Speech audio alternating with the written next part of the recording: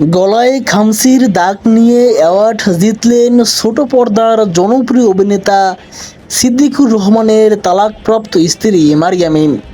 এ নিয়ে সামাজিক যোগাযোগ মাধ্যমে শুরু হয়েছে সমালোচনা।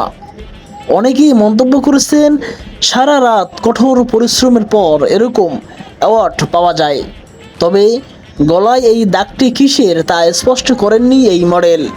তার কাছে জানতে চাওয়া হলে তিনি কোনো উত্তর না দিয়েই চলে যান। সেই থেকে নেটিজেনদের মনে কৌতূহল তৈরি হয়েছে, আসলে এই দাগটি কিসের। আপনি প্রচন্ড গ্ল্যামারাস, সেই জায়গা থেকে আপনার একটু এখানে একটা দাগ দেখছিলাম। দর্শক, আপনারা কমেন্টে অবশ্যই জানাবেন, মারিয়া মিমের তেমন কোনো নাটক, সিনেমা কিংবা বিজ্ঞাপন কিছুই নেই, তারপরও কয়েকদিন পর পর এরকম অ্যাওয়ার্ড পায়। সেটা কিসের অ্যাওয়ার্ড? 2025 সালে বেশ কয়েকটি অ্যাওয়ার্ড পেয়েছে, আবার 2026 সালে কিছুদিন আগেও সিদ্দিকুর রহমান জেল থেকে যখন বের হয়েছে তখনও সে অ্যাওয়ার্ড পেয়েছে, এবং সেই অ্যাওয়ার্ড অনুষ্ঠানে তাকে প্রশ্ন করা হয়েছিল সিদ্দিককে নিয়ে। তখন সে ক্ষিপ্ত হয়ে ওই সংবাদ সম্মেলন বা ঘটনাস্থল ত্যাগ করেন। সে সময়ও তিনি অ্যাওয়ার্ড পেয়েছেন, আবার এখনও তিনি অ্যাওয়ার্ড পেয়েছে।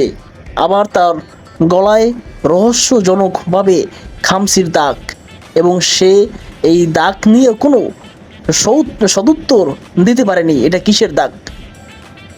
দর্শক, আপনারা কমেন্টে অবশ্যই জানাবেন, এরকম একটি মডেল যার কোনো কাজ নেই, তার কোনো সিনেমা নাটক কিছুই নেই, কিন্তু সে এরকম গলায় খামসির দাগ দেখিয়ে সে অ্যাওয়ার্ড পায়, এটা কিসের অ্যাওয়ার্ড হতে পারে, বা তার এটা কি উপলক্ষে বা কিসের অর্জন হতে পারে, আপনারা কমেন্টে অবশ্যই জানাবেন।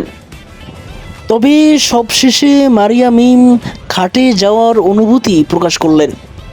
হাটে যাওয়ার অনুভূতি আসলে অনেক নোংরা থাকে, নোংরা পরিবেশ, কাদা থাকে, তো সব মিলে আমার আসলে ভালো লাগে না এই ব্যাপারটা।